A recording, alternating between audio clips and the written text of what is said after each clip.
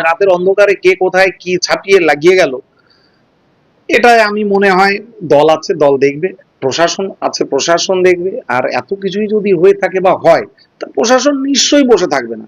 এই 5টি বছর আমি গর্বের সঙ্গে বলতে পারি যে মানুষের পাশে কতটুকু সময় থেকেছি। আমার 24 ঘন্টার মধ্যে নিজের কাজে মনে হয় 1 ঘন্টা আমি কখনো সময় দেইনি। আমি পারি না পারি মানুষের জন্য কি করেছি, গাইঘাটার মানুষ বলবে। হয়তো তারা যে মানসিকতা নিয়ে চলে রাজনীতিতে, হয়তো আমার মানসিকতা সম্পূর্ণ আলাদা। বিগত 5টা বছর মানুষ দেখেছে, বা যারা করেছে তারাও দেখেছে।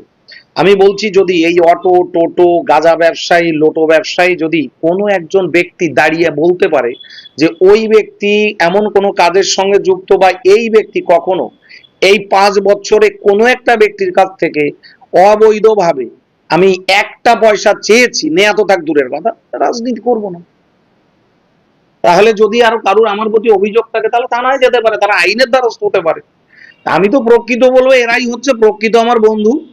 আর এদের এটা মনে হচ্ছে কি করে যে আমার মতো মানুষ টিকিট পেতে পারে, আমি তো এইটাই বুঝি না।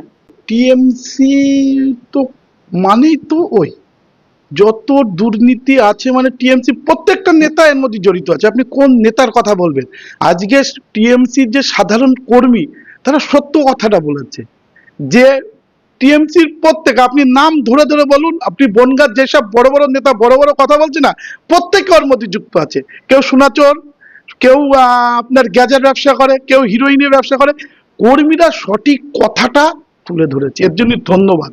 ওদের গোষ্ঠীদ্বন্দ্ব অটোমেটিক মানে শুরু হয়েছে, সামনে নির্বাচন, প্রকাশ্যে আসছে সেটা।